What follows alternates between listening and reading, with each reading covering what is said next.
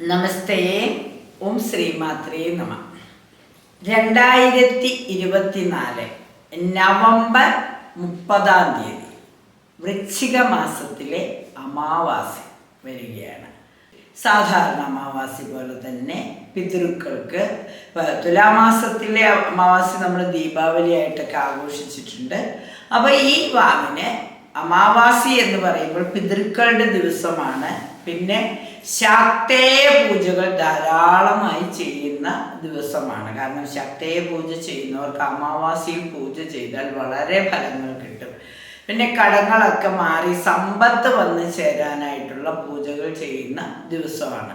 അപ്പം അമാവാസി നാളിൽ, അതായത് ശനിയാഴ്ചയും കൂടി ആയതുകൊണ്ട് പുലർച്ചെ തന്നെ ബലിതർപ്പണം ചെയ്യാൻ ആഗ്രഹിക്കുന്നവർ, വൃശ്ചിക മാസത്തിൽ ആരെങ്കിലുമൊക്കെ മരണപ്പെട്ടിട്ടുണ്ടെങ്കിൽ അവരുടെ ആ മരിച്ച നക്ഷത്രത്തിൽ ബലിതർപ്പണം സാധിച്ചില്ല എങ്കിൽ ഈ വൃശ്ചിക മാസത്തിൽ വാവിന് ചെയ്യാമെന്നാണ് പറയുക.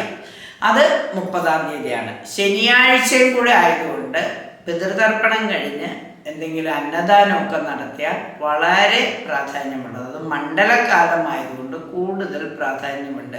അയ്യപ്പന്മാർക്ക് അന്നദാനം കൊടുക്കുക, അല്ലെങ്കിൽ പിതൃക്കൾക്ക് ഇങ്ങനെ പിതൃതർപ്പണം കഴിഞ്ഞതിന് ശേഷം രക്ഷസിന് പത്മമിട്ട നിവേദ്യം വഴിപാടും കഴിച്ച് പിതൃക്കൾക്കുള്ള തിലഹവനോ, അതുപോലെ തന്നെ ഒറ്റ നമസ്കാരം, കൂട്ട നമസ്കാരം, പിതൃതർപ്പണമൊക്കെ ചെയ്തതിന് ശേഷം അതൊക്കെ ചെയ്യാനുള്ള ഒരു അവസരമാണ് അമാവാസി നാൾ. അമാവാസി നാൾ ഇതെല്ലാം ചെയ്തതിന് ശേഷം നമുക്ക് ശാക്തേയ പൂജ, അതായത് 3 തരത്തിലുള്ള പൂജകളാണ് സാധാരണ ഉള്ളത്. വൈഷ്ണവ പൂജകൾ കുടുംബ ഐക്യത്തിന് വേണ്ടിയിട്ട്, കുടുംബ സമാധാനത്തിന് വേണ്ടിയിട്ട് ചെയ്യുന്ന വൈഷ്ണവ പൂജകൾ, ശൈവ പൂജകൾ, ശാക്തേയ പൂജകൾ. വൈഷ്ണവ പൂജകൾ കൂടുതലും നമ്മൾ സാധാരണ കുടുംബത്തിൻ്റെ സന്തോഷം, സമാധാനം, സർവൈശ്വര്യമൊക്കെ നിലനിർത്താൻ വേണ്ടിയിട്ട് ചെയ്യുന്ന പൂജകളാണ്. ഇപ്പോൾ ഒരു വിഷ്ണു സഹസ്രനാമ അർച്ചന ആയിക്കൊള്ളട്ടെ, അല്ലെങ്കിൽ 12,000 പുഷ്പാഞ്ജലി ആയിക്കോട്ടെ, അതുപോലെ തന്നെ ഗണപതി ഹോമം, ഇതൊക്കെ നമ്മൾ എന്തെങ്കിലും ഒരു പ്രത്യേക കാര്യം നടക്കാൻ, സർവ ഐശ്വര്യം നടത്താൻ വേണ്ടിയിട്ട്, വരാൻ വേണ്ടിയിട്ട് ചെയ്യുന്നതാണ്. എന്നാൽ അതിൻ്റെ കൂടെ തന്നെ കഷ്ടങ്ങളും ദുരിതങ്ങളും എല്ലാം മാറാൻ വൈഷ്ണവപരമായിട്ട് നമുക്ക് കുടുംബത്തിൽ എന്തെങ്കിലും ശത്രുദോഷങ്ങളോ നെഗറ്റീവ്സ് ഒക്കെ ഉണ്ടെങ്കിൽ സുദർശന ഹോമം ചെയ്യും. അതും വൈഷ്ണവ പൂജയായിട്ടാണ് വരുന്നത്. അപ്പോൾ വൈഷ്ണവ പൂജയിലാണ് ശരിക്കും കാല് കഴിച്ചുവിട്ടുള്ള പിതൃതർപ്പണത്തിൻ്റെ പൂജകളെല്ലാം വരുന്നത് അതിലാണ്. എന്നാൽ ശൈവ പൂജകളുണ്ട്. ശൈവ പൂജകൾ എന്ന് പറഞ്ഞാൽ ശരിക്കും ആയുഷ് ദോഷം മാറ്റാൻ മഹാമൃത്യുഞ്ജയ മന്ത്രം ജപിച്ചുകൊണ്ടുള്ള മൃത്യുഞ്ജയ ഹോമം ചെയ്യും. പിന്നെ യമ ഹോമം എന്നാ പറയുക, യമരാജ ഹോമം എന്നാ പറയുക. കാരണം പിതൃലോകത്ത് നിന്നും യമരാജൻ്റെ അടുത്ത് നിന്നുള്ള പിതൃക്കളെ നമുക്ക് അവർക്ക് മോക്ഷം കൊടുക്കാൻ യമരാജ ഹോമം എന്ന് പറഞ്ഞ വലിയ ഹോമം നടത്തിയ പിതൃദോഷങ്ങളുണ്ടെങ്കിൽ അതൊക്കെ മാറ്റാം. കാരണം ശാപമൊക്കെ കിട്ടിയിട്ട് അപമൃത്യൊക്കെ വന്നവരെ നമ്മൾക്ക് യമരാജ ഹോമം ചെയ്തിട്ട് മാറ്റാം. അത് ശൈവ പൂജയാണ്. അതുപോലെ തന്നെ ശിവക്ഷേത്രങ്ങളിൽ സാധാരണ ചെയ്യുന്ന ജലധാര, 98 കുടം ജലധാര, 1008 കുടം ജലധാര എന്നൊക്കെ പറയുന്നത് ശൈവമായ പൂജകളാണ്. ശിവഭഗവാന് ചെയ്യുന്ന പൂജകളാണ് അതെല്ലാം. കൂടുതലും പ്രദോഷം നോക്കുന്നത്, അതുപോലെ തന്നെ ശിവങ്കൽ ജലധാര നടത്തുന്നത്, ക്ഷീരധാര നടത്തുന്നത്, പഞ്ചവ്യം കൊണ്ട് അഭിഷേകം നടത്തുന്നത്, അതുപോലെ തന്നെ ഭസ്മാഭിഷേകം നടത്തുന്നത്, ഇതൊക്കെ ശിവങ്കൽ നടത്തുന്ന പോലെ തന്നെ ഉള്ളതാണ്. അണ്ടവന് പനിനീരഭിഷേകം, പാലഭിഷേകം, അതൊക്കെ ശൈവവുമായിട്ട് ബന്ധപ്പെട്ട പൂജകളാണ്. അതൊന്നും ശരിക്കും ശുദ്ധബ്രാഹ്മണൻ തന്നെ ചെയ്യണമെന്നില്ല, മറ്റ് ശാന്തിക്കാർക്കും ചെയ്യാം. സുദർശനമൊക്കെ ഇപ്പം ശാന്തിക്കാർ ചെയ്യുന്നുണ്ട്. അതുകൊണ്ട് ശൈവഹോമങ്ങളും അത് സുദർശന ഹോമങ്ങളും താന്ത്രികം പഠിച്ചവർക്ക് ചെയ്യാവുന്നതാണ്. താന്ത്രികമായ പൂജകളെല്ലാം താന്ത്രികമായ ആചാര്യന്മാർക്ക് ചെയ്യാവുന്നതാണ്. എന്നാൽ ഈ ശൈവ പൂജകളിലും വൈഷ്ണവ പൂജകളിലും ഒക്കെ മഹത്തരമായി ഇപ്പോൾ വൈഷ്ണവ പൂജ ശാക്തേയ പൂജയുണ്ട്. ശൈവ പൂജകളിൽ വൈഷ്ണവ പൂജകളിലേക്കാൾ വളരെ ശക്തി കൂടിയ പൂജകളാണ് ദേവിക്ക് സമർപ്പിക്കുന്ന പൂജ. ചൊവ്വാഴ്ചകളിലും വെള്ളിയാഴ്ചകളിലും അമാവാസിക്കും ദുർഗാഷ്ടമിക്ക് അഷ്ടമി നാളില് പഞ്ചമി നാളിലൊക്കെ ചെയ്യുന്ന പൂജ വളരെ വളരെ ശക്തിയുള്ളതാണ്. അതിന് ശരിക്കും അവിടെ ആ ദേവിയെ ആവാഹിച്ച് പൂജ ചെയ്യുമ്പോൾ അവിടെ ദേവിയുടെ സാന്നിധ്യം വരുമെന്ന് പറയുന്നത്. അവിടെ സ്ത്രീകൾക്ക് ചിലപ്പോൾ വൈബ്രേഷൻസ് ഒക്കെ വരും. സ്ത്രീകൾക്ക് മാത്രമല്ല പുരുഷന്മാർക്ക് പോലും വൈബ്രേഷൻ വരുന്ന പൂജകളാണ് അത്. പ്രത്യേകിച്ചും അഷ്ടമി നാളിൽ കറുത്താഷ്ടമിയും വെളുത്താഷ്ടമിയും ഉണ്ട്. അത് കറുത്താഷ്ടമിക്ക് വളരെ പ്രാധാന്യമാണ്. അതുപോലെ കറുത്ത പഞ്ചമി, വെളുത്ത പഞ്ചമി, പിന്നെ കറുത്ത വാവിന് ചെയ്യുന്ന പൂജ, വെളുത്ത വാവിന് ചെയ്യുന്ന പൂജ.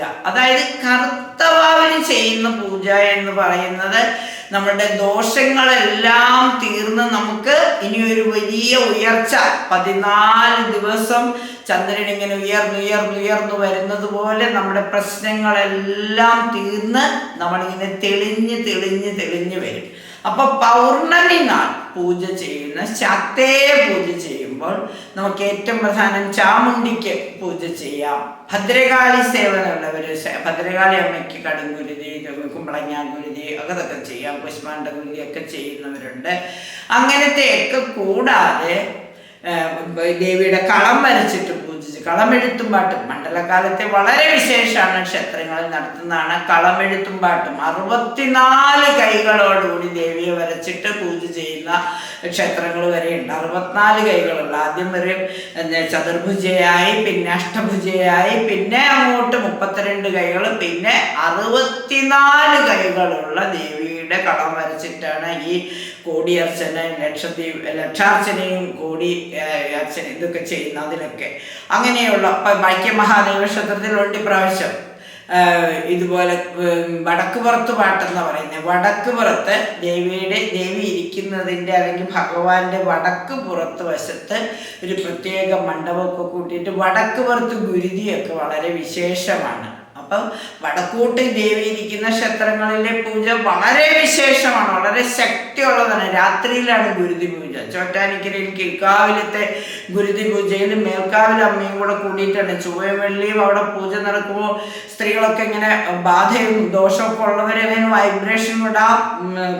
ഇതിൻ്റെ ഗുരുതിയെ 12 പാത്രത്തിലെ ഗുരുതി ധാര കോരുന്ന സമയത്ത് അവിടെ ഒരു ശക്തമായ ഒരു ദേവിയുടെ സാന്നിധ്യം ഉണ്ടാവുകയും എല്ലാവരുടെയും ദോഷങ്ങൾ അമ്മ മാറ്റുന്നതായും നമുക്ക് ഫീൽ ചെയ്യും. നമ്മൾ അമ്മേ നാരായണ, ദേവി നാരായണ, ലക്ഷ്മി നാരായണ, ഭദ്രേ നാരായണ എന്നിങ്ങനെ നാമം ജപിച്ചുകൊണ്ടേയിരിക്കുമ്പോൾ ആ നാമജപത്തിലൂടെ നമ്മുടെ ദോഷങ്ങൾ തീരുന്നത് മാറും. അത് അമാവാസി നാളിലും പ്രത്യേകിച്ചും.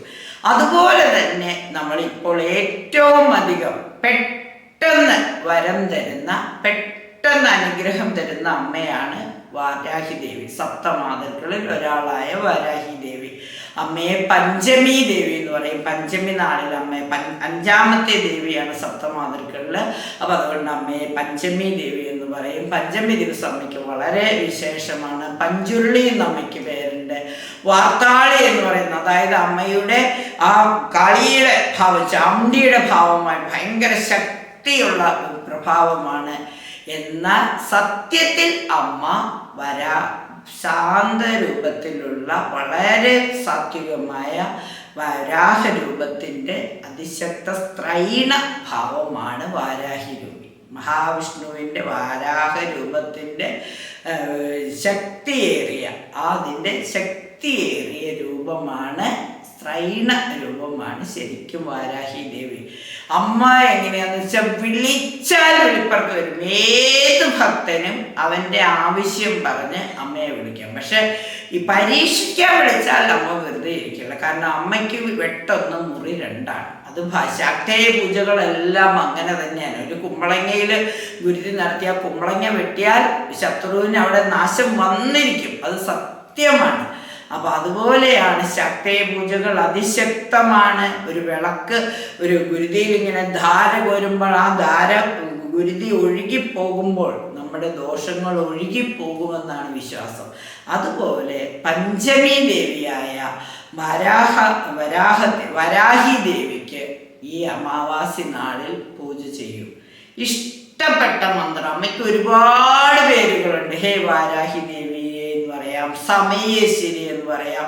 ശരിക്കും അഷ്ടമി നാളിൽ അമ്മയുടെ ശക്തി പ്രഭാവം മുഴുവൻ എടുക്കുന്ന വാർത്താളി എന്ന് പറഞ്ഞോ, വാർത്താളി ദേവിയെ നമാന്നോ, അല്ലെങ്കിൽ അമ്മയുടെ ആ വജ്രം പോലെ തിളങ്ങുന്ന വജ്രകോശ വാരാഹി ദേവിയെ നമ, വജ്രകോശ വാരാഹി ദേവിയെ നമ എന്ന് വിളിച്ചുകൊണ്ട് ഒരു 108 പ്രാവശ്യം രാത്രിയിൽ ഒരു 9 മണിക്ക് ശേഷം ചുമന്ന പട്ടൊക്കെ ഉടുത്ത് മനസ്സറിഞ്ഞ് നമ്മളൊരു നെയ്വിളക്കൊക്കെ കത്തിച്ച് വെച്ച് അതിൻ്റെ മുന്നിൽ മധുരക്കിഴങ്ങോ അല്ലെങ്കിൽ വൻപയറോ ഒക്കെ പുഴുങ്ങി വെച്ച്, അല്ലെങ്കിൽ മാതള നാരങ്ങ, ഇനി പുഴുങ്ങൊന്നും വയ്ക്കുക, അല്ലെങ്കിൽ മാതള നാരങ്ങ വെച്ച് രാത്രി 9 മണിക്ക് ശേഷം മനസ്സു തുറന്ന് അമ്മയുടെ ധ്യാന ശ്ലോകം ചൊല്ലി, ധ്യാന ശ്ലോകം ഒരുപാട് പ്രാവശ്യം ഞാൻ പറഞ്ഞിട്ടുള്ളതാണ്, എന്നാലും ഒരിക്കൽ കൂടി വീണ്ടും പറയാണ്. അമ്മ എവിടെയാണോ നിവസിക്കുന്നത്, കുണ്ഡലീപുരവാസിനി, അമ്മയുടെ ആ അമ്മയെ ഓർക്കാൻ വേണ്ടിയിട്ടാണ്. കുണ്ഡലീപുരവാസിനി ചണ്ഡ മുണ്ട വിനാശിനി, ചണ്ടനെ മുണ്ടനെയൊക്കെ നാശം ചെയ്ത ചണ്ഡമുണ്ട വിനാശിനി, പണ്ഡിതസ്യ മനോന്മനി, പണ്ഡിതന്മാരുടെ മനോമുഖരത്തിൽ ഉയരിക്കുന്ന, എന്തെങ്കിലും ഒരു പരീക്ഷ എഴുതാൻ പോകുമ്പോൾ, എന്തെങ്കിലും ഒരു വിദ്യാപരമായ കാര്യങ്ങൾക്ക് പോകുമ്പോൾ, എന്തെങ്കിലും ആരെങ്കിലും അറിവുള്ളവരുമായി മത്സരത്തിനൊക്കെ പോകുമ്പോൾ അമ്മയെ വിളിച്ചിട്ട് പോയ അമ്മ നമ്മുടെ കൂടെ നിന്ന് നമുക്ക് അനുഗ്രഹം തരുമെന്നുള്ളതാണ് വിശ്വാസം. പണ്ഡിതസ്യ മനോന്മനി, പണ്ഡിതന്മാരുടെ മനോമുഖരത്തിൽ വിരാജിക്കുന്നവളെ, അതാണ് അമ്മ. ഹേ വാരാഹി നമോസ്തുതേ, അമ്മയെ വളരെ ഞങ്ങൾ നമിക്കുന്നു. പിന്നെയോ അഷ്ടലക്ഷ്മി സ്വരൂപിണി, 8 ലക്ഷ്മിമാരുടെയും സ്വരൂപണയാണ്, താന്ത്രിക രൂപമാണ്. അഷ്ടലക്ഷ്മി സ്വരൂപിണി, അഷ്ടദാരിദ്ര്യനാശിനി, പ്രപഞ്ചത്തിലുള്ള എല്ലാ കഷ്ടതകളും മാറ്റുന്ന, എല്ലാ ദാരിദ്ര്യ ദുഃഖങ്ങളും മാറ്റുന്ന അമ്മേ. പിന്നെയോ ഇഷ്ടകാമപ്രദായിനി, എന്താണോ ആഗ്രഹം, ആ ആഗ്രഹം, ഭക്തന്റെ ആഗ്രഹം അല്ലെങ്കിൽ ഭക്തയുടെ ആഗ്രഹം എന്താണോ അത് സാധിച്ചു കൊടുക്കുന്ന അമ്മയാണ് വാരാഹി ദേവി. അപ്പൊ ഇഷ്ടകാമപ്രദായിനി ഹേ വാരാഹി നമോസ്തുതേ എന്നുള്ള ആ ധ്യാന ശ്ലോകം ചൊല്ലിയതിന് ശേഷം 108 പ്രാവശ്യം ഏലയ്ക്ക കൊണ്ടോ കലയാമ്പൂ കൊണ്ടോ ഗ്രാമ്പൂ കൊണ്ടോ അരിമണി കൊണ്ടോ അർച്ചന ചെയ്യാം. മനസ്സർച്ചന എന്ന് പറഞ്ഞാൽ വളരെ ഹൃദയത്തിൽ നിന്നെടുത്തിട്ട് 108 പ്രാവശ്യം ഓം വജ്രകോശം വാരാഹി ദേവിയെ നമ, ഒരു ഏലയ്ക്ക എടുത്തു വെച്ചു, അമ്മയുടെ പാദത്തിലേക്ക് ആ വിളക്കിൻ്റെ ചുവട്ടിലേക്ക് വെച്ചു. വാരാഹി ദേവിയെ വിളിക്കുന്നതിന് മുമ്പ് മറ്റ് സമസ്ത ദേവതകളോടും പറയാണ്, അമ്മയ്ക്ക് ഞാൻ പൂജ ചെയ്യാൻ പോവാണ്, എല്ലാവരുടെ അനുഗ്രഹങ്ങളും ഉണ്ടാകണം. വാരാഹി ദേവിയുടെ പൂർണ്ണ അനുഗ്രഹം കിട്ടാൻ അമ്മയെ നമ്മൾ വിളിച്ച് പൂജ ചെയ്യണം. 108 ഏലയ്ക്ക അമ്മയുടെ പാദത്തിലേക്ക് നമ്മൾ സമർപ്പിക്കണം. വിളക്കിന് ചുറ്റും വെച്ച് ഓം വജ്രകോശം വാരാഹി ദേവിയെ നമ, ഓം വജ്രകോശം വാരാഹി ദേവിയെ നമ, ഓം വജ്രകോശം വാരാഹി ദേവിയെ നമ എന്ന് പറഞ്ഞ് മനസ്സറിഞ്ഞ് പ്രാർത്ഥിക്കുമ്പോൾ തീർച്ചയായും എന്ത് കാര്യമാണോ അമ്മയോട് പറയാനുള്ളത് അത് പറഞ്ഞ് 108 പ്രാവശ്യം ഏലയ്ക്ക കൊണ്ട് അർച്ചന ചെയ്ത്, ഏലയ്ക്കയോ കരയാമ്പൂവോ ജാതിപത്രിയോ ഏതാണെന്ന് വെച്ചാൽ 108 എണ്ണി വയ്ക്കുക. അതെടുത്ത് അർച്ചന ചെയ്ത് കഴിഞ്ഞ് ആരതിയൊക്കെ കൊടുത്ത് ദീപാരാധന നടത്തി, കർപ്പൂരാരാധനയ്ക്ക് മുമ്പ് ദീപം കൊണ്ട് ആരതി നടത്തി, ചന്ദനത്തിരി കൊണ്ട് ധൂപം കൊണ്ട് ആരതി നടത്തി, ചന്ദനത്തിരി കൊണ്ട് ആരതി കൊടുത്ത് അമ്മയോട് നിവേദ്യം കഴിക്കാൻ സമർപ്പിച്ച്, അമ്മയ്ക്ക് നിവേദ്യം സമർപ്പിച്ച് പ്രാർത്ഥിച്ച് തുളസിയിലേക്ക് വച്ച് പൂജിച്ച് മനസ്സറിഞ്ഞ് പ്രാർത്ഥിച്ചതിന് ശേഷം വിളക്ക് മാറ്റിയിട്ട് നമുക്ക് ഈ നിവേദ്യമൊക്കെ എടുത്തു മാറ്റി പൂജ അവസാനിപ്പിക്കാം. പക്ഷെ തീർച്ചയായിട്ടും അമാവാസി നാളിൽ ശക്തയെ പൂജ ചെയ്യുമ്പോൾ നമ്മുടെ പ്രശ്നങ്ങളെല്ലാം മാറുന്നതിനാണ് നമ്മൾ പൂജ ചെയ്യുന്നത്, കഷ്ടതകൾ മാറുന്നതിനാണ്, നമ്മുടെ ദുഃഖങ്ങൾ മാറുന്നതിനാണ്. അപ്പം അമാവാസി നാളിൽ നമ്മൾ പൂജ ചെയ്യുമ്പോൾ എല്ലാ കഷ്ടതകളും അമാവാസിയിലെ അന്ധകാരത്തിൽ അലിഞ്ഞു പോയിട്ട് നമുക്കൊരു പുതിയ വെളിച്ചം, ചന്ദ്രൻ ഉദിച്ചു വരുന്ന പോലെ പ്രഥമയിൽ ഉദിച്ചു, ദ്വിതീയയിൽ കുറച്ചുകൂടി, തൃതീയയിൽ കുറച്ചുകൂടി, ചതുർത്ഥിയിൽ കുറച്ചുകൂടി, പഞ്ചമിയിൽ വീണ്ടും കുറച്ച്. അപ്പോൾ വീണ്ടും നമുക്ക് അമ്മയ്ക്ക് പൂജ ചെയ്യാം. വീണ്ടും പഞ്ചമിക്ക് പൂജ ചെയ്തു, പിന്നെ ഷഷ്ടി കഴിഞ്ഞു, സപ്തമി കഴിഞ്ഞു, പിന്നെ അഷ്ടമിക്കും പൂജ ചെയ്യാം. അങ്ങനെ അഷ്ടമിക്കും പൂജ ചെയ്ത് കഴിഞ്ഞാൽ പിന്നെ ദശമി, നവമി, നവമി, ദശമി, പിന്നെ ഏകാദശി, ത്രയോദശി, ചതുർദശി, വീണ്ടും വാവ് വന്നു. അപ്പോൾ വെളുത്ത വാവിനെ പൂജ ചെയ്യാം. അപ്പോൾ എല്ലാ 14 ദിവസം കൂടുമ്പോഴും 15ാമത്തെ ദിവസം വാവ് വരുമ്പോൾ നമുക്ക് വാവിന് പൂജ ചെയ്യാം. കൃഷ്ണപക്ഷാഷ്ടമിയും ശുക്ലപക്ഷാഷ്ടമിയും പൂജ ചെയ്യാം. പഞ്ചമിയിൽ 2 പഞ്ചമിയിലും പൂജ ചെയ്യാം. ചൊവ്വ, വെള്ളി, ഞായറൊക്കെ ചെയ്യാം.